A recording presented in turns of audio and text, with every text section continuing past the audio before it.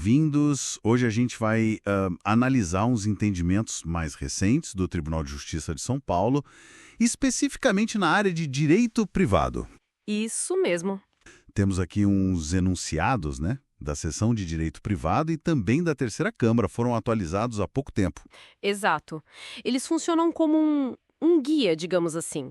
A ideia é dar uma uniformizada na jurisprudência, trazer mais previsibilidade, né? Mais segurança jurídica, imagino. Justamente.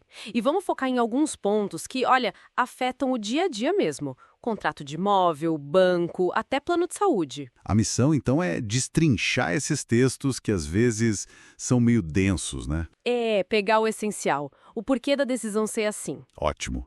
Então vamos começar por um assunto bem comum. Compra e venda de imóvel. Vamos lá. Tem um ponto nos enunciados da Terceira Câmara sobre rescisão de contrato. Me diz uma coisa, mesmo quem está devendo, tipo inadimplente, pode pedir para cancelar o contrato e receber de volta o que pagou? Pode sim. É o que diz o enunciado número 02 da Terceira Câmara. O comprador, mesmo com parcelas atrasadas, tem esse direito.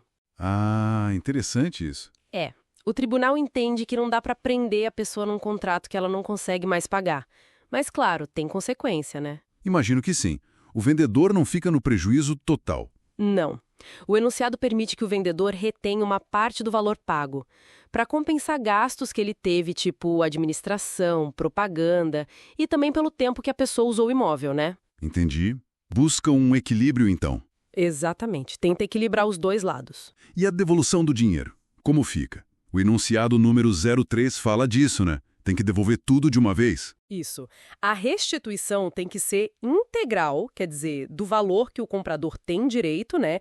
E imediata, de uma só vez. Ah, não pode parcelar igual foi na compra? Não. A regra é clara. Desfez o negócio, o dinheiro volta de uma vez para o comprador poder, enfim, seguir a vida. Certo. Essa linha de proteger quem está mais vulnerável parece continuar em outras áreas, né? Tipo banco, mundo digital. Sim, aparece bastante. Aquelas dívidas antigas, sabe? Que já prescreveram, mas aparecem em plataforma de negociação tipo Serasa Limpa-Nome. O enunciado 11 da seção fala disso. Fala sim. É um ponto bem específico. Cobrar uma dívida prescrita fora da justiça já é considerado ilícito. Ponto. Ok. Mas o enunciado 11 diz o seguinte: só registrar essa dívida prescrita lá na plataforma, isso por si só não gera dano moral automaticamente. Não é automático. Não.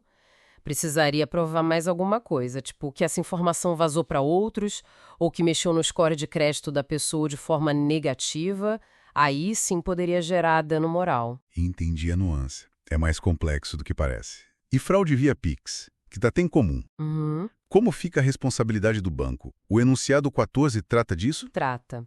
E ele diz que o banco pode ser responsabilizado sim, por danos materiais e morais. Mas tem um se importante aí. Qual seria? Se ficar provado que houve uma falha do próprio banco, sabe? Uma falha na segurança, no sistema, ou se a transação foi totalmente fora do perfil daquele cliente e o banco não percebeu. É o tal do furtuito interno que chamam. Isso. É um risco da própria atividade bancária. Então, a responsabilidade não é automática só porque teve a fraude. Tem que mostrar essa falha do banco. Compreensível, mas imagino que provar isso nem sempre seja fácil para o cliente, né? Com certeza. É um desafio. Mudando de assunto. Acidente de trânsito. Engavetamento. Um carro bate atrás e empurra da frente contra outro. O enunciado 19 fala da teoria do corpo neutro. Como é isso? Essa teoria é interessante. Imagina, carro A bate no B e o B bate no C. Quem paga o conserto do C? O A, que começou tudo. Pela teoria do corpo neutro que o TJSP aplica aqui, quem responde diretamente para o dono do carro C é o dono do carro B, porque foi o B que causou o dano direto no C, Nossa. mesmo ele tendo sido empurrado. Sim. O carro B é visto como um corpo neutro na dinâmica da colisão inicial, mas foi ele que efetivamente atingiu o C. Claro, depois o dono do B pode cobrar do dono do A o causador original. É o direito de regresso. Entendi. Faz sentido juridicamente, embora pareça estranho no primeiro momento. E ainda sobre carros, vender o veículo e não transferir no Detran. Quem responde pelas multas depois? Enunciados 20 e 21, né? Isso. O 20 diz que a obrigação principal de comunicar a venda em 30 dias é do comprador, de quem adquiriu. E se ele não fizer? Aí a responsabilidade é do vendedor, mas de forma subsidiária. E o 21 complementa com algo importante. Mesmo que não tenham feito a transferência formal lá no Detran, se ficar provado que o carro já foi vendido e entregue, quem responde pelas multas e pontos na carteira dali para frente é o comprador. A posse real, a entrega, vale mais que o papel nesse caso. A chamada tradição, né? Exato, a tradição do veículo. Pra gente fechar, um tema que sempre dá o que falar. Planos de saúde. Os enunciados da terceira Câmara têm algo sobre home care. Tem sim. O enunciado 15, ele considera abusiva aquela cláusula que simplesmente exclui o home care do contrato. Mesmo se o médico indicar. Principalmente se o médico indicar. Se tem indicação médica expressa para o tratamento em casa, essa necessidade se sobrepõe à cláusula de exclusão do contrato. Entendi. A necessidade médica fala mais alto. E sobre materiais, tipo stent? Mesma linha. O enunciado 18 diz que negar cobertura para stent também é abusivo. Por quê?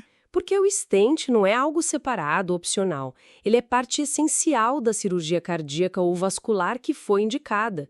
Negar o stent seria como negar parte do próprio procedimento médico necessário. Faz todo sentido. Então, o que a gente percebe, né, é um esforço do TJSP para dar mais clareza e, em muitos casos, proteger o consumidor, o paciente. Sim, a parte mais vulnerável, muitas vezes. Mas não é uma proteção cega, né? Tem critérios. Como vimos na questão do dano moral, da responsabilidade do banco no Pix. Precisa ter a falha, o abuso comprovado. Exatamente. Os enunciados mostram como o tribunal interpreta a lei nessas situações comuns, buscando equilíbrio e previsibilidade. Certo. E fica aí uma reflexão, né? Esses são entendimentos de São Paulo, claro, mas como será que essa consolidação de jurisprudência aqui influencia as práticas, os contratos e até o pensamento jurídico em outros lugares do Brasil? É uma boa questão para a gente pensar mesmo. Com isso, então, a gente encerra essa nossa análise dos enunciados de direito privado do TJSP. Há um pouco os resultados de um evento jurídico super importante, né? A 9ª Jornada de Direito Civil. E a nossa base aqui são os enunciados que saíram de lá. Oi. Pois é, e é bom a gente entender o que são esses enunciados, né? Eles não criam lei nova, mas são tipo interpretações fortes, sabe? Aprovados por gente muito experiente, ministros do STJ, juristas.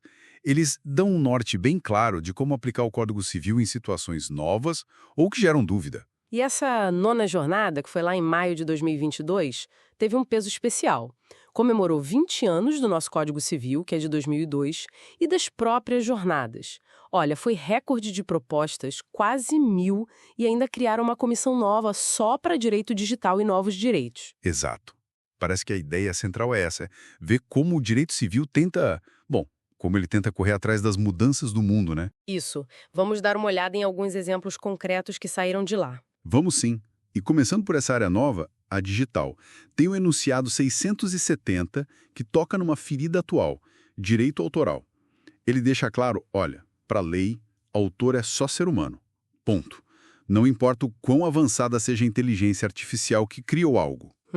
Interessante essa definição. Quer dizer, a criatividade humana ainda tem um lugar especial na lei. Por enquanto, sim, a lei traça essa linha. Mas fica a pergunta, né? Até quando? É verdade. E ainda no digital, o que acontece com as nossas coisas online depois que a gente se vai? Perfis, fotos, arquivos. O enunciado 687 fala disso. Ele reconhece a tal da herança digital. Isso. E diz que a vontade da pessoa sobre o que fazer com isso pode ser até apagar tudo, tem que ser respeitada. Isso inclui até criptomoedas, olha só. É algo que já afeta todo mundo, né? Com certeza. E a privacidade das crianças? Com os pais postando tudo, tal sharing. Ah, esse é o enunciado 692. Ele dá um recado importante. Pais, atenção. Postar sobre os filhos tem limite. Precisa respeitar os direitos da criança. Privacidade, imagem, dados pessoais. O foco tem que ser sempre o melhor interesse dela. É um equilíbrio delicado, né? Entre o orgulho dos pais e a proteção da criança. Exatamente.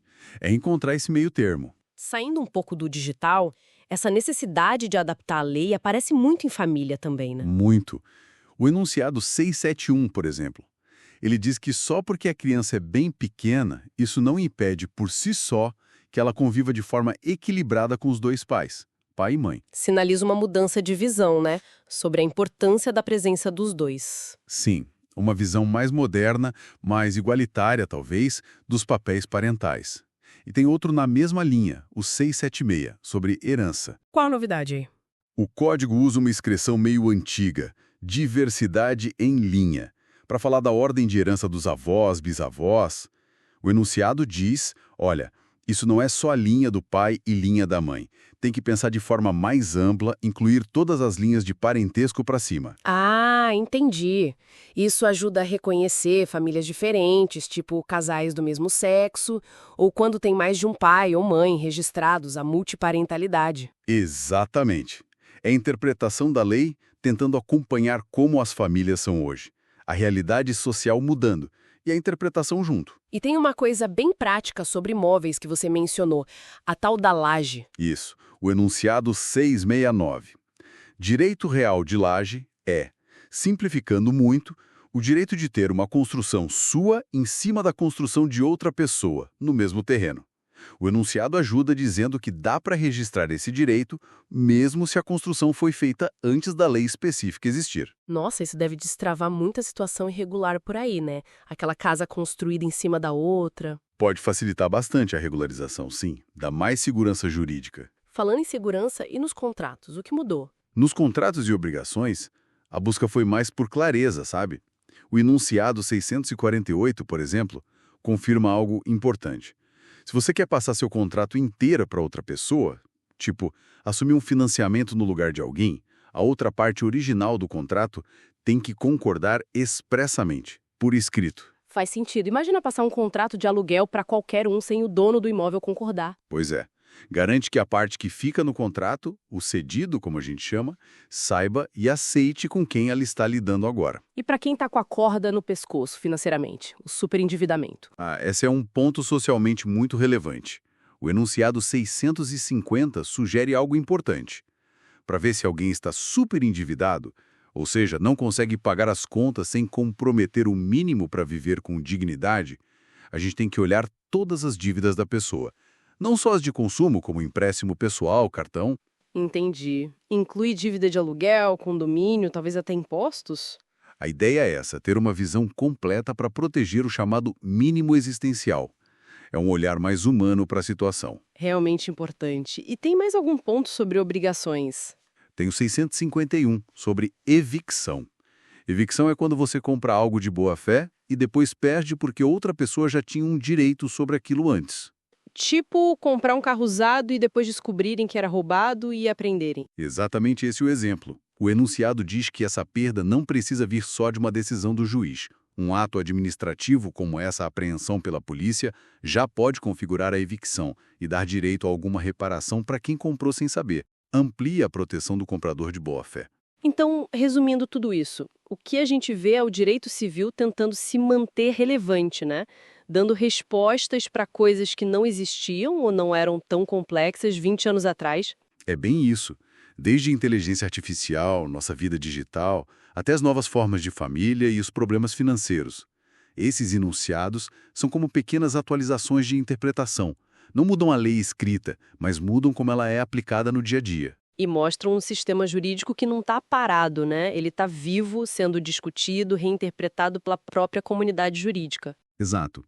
E o fascinante é ver essa busca por clareza, por segurança, em áreas que são tão dinâmicas, tão complexas. E fica aqui talvez uma reflexão para a gente fechar.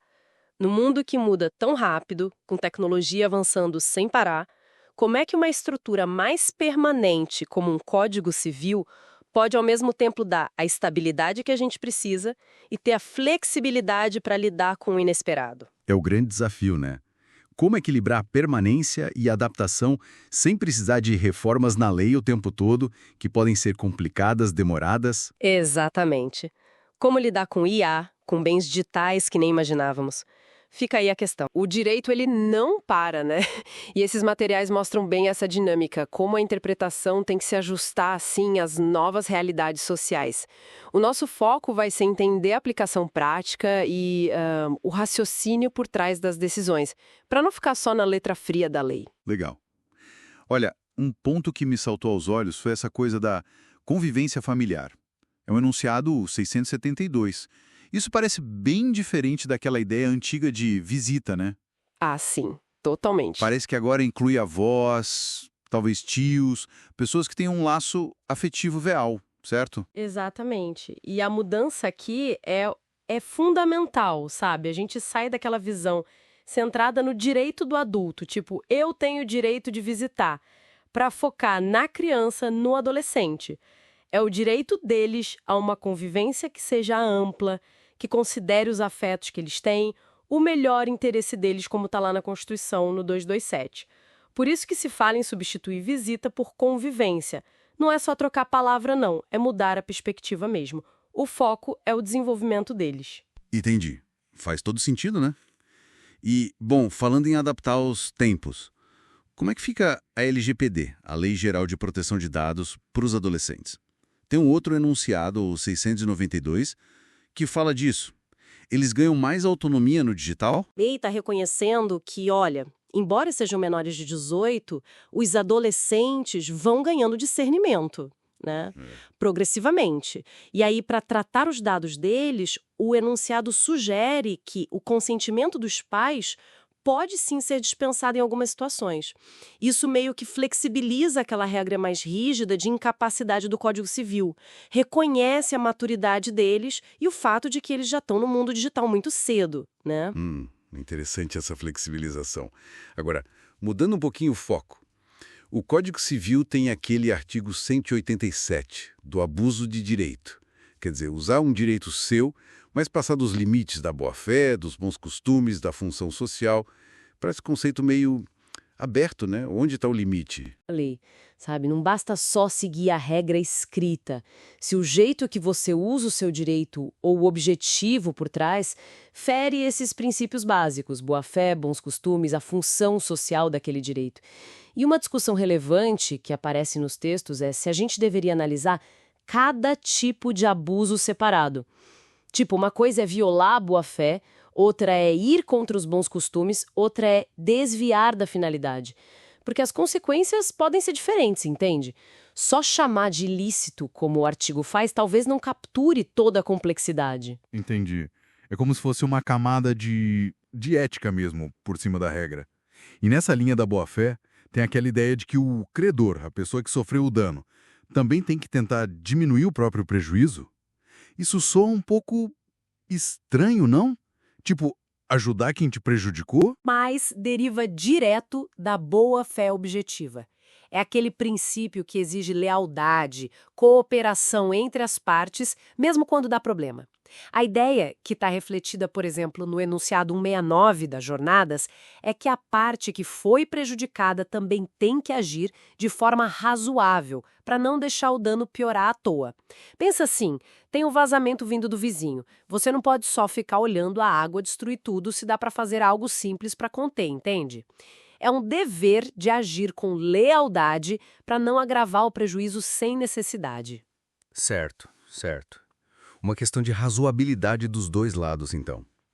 Falando em situações mais delicadas, tem o uso capião por abandono do lar, aquele artigo 1240-A.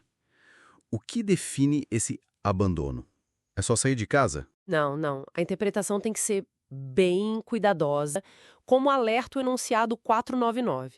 Não é só a pessoa ir embora fisicamente. O abandono que a lei quer pegar é o descumprimento voluntário dos deveres do casamento ou da união estável.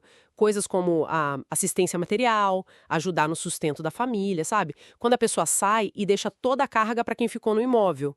É essa quebra dos deveres essenciais, essa sobrecarga injusta para o outro, que pode justificar a perda do direito sobre o imóvel para quem saiu e, de fato, abandonou essas responsabilidades. Entendi. O foco está mais no descumprimento dos deveres do que só na ausência física. Ok. E só para a gente fechar um ponto rápido, e sociedade entre cônjuges? empresa e tal.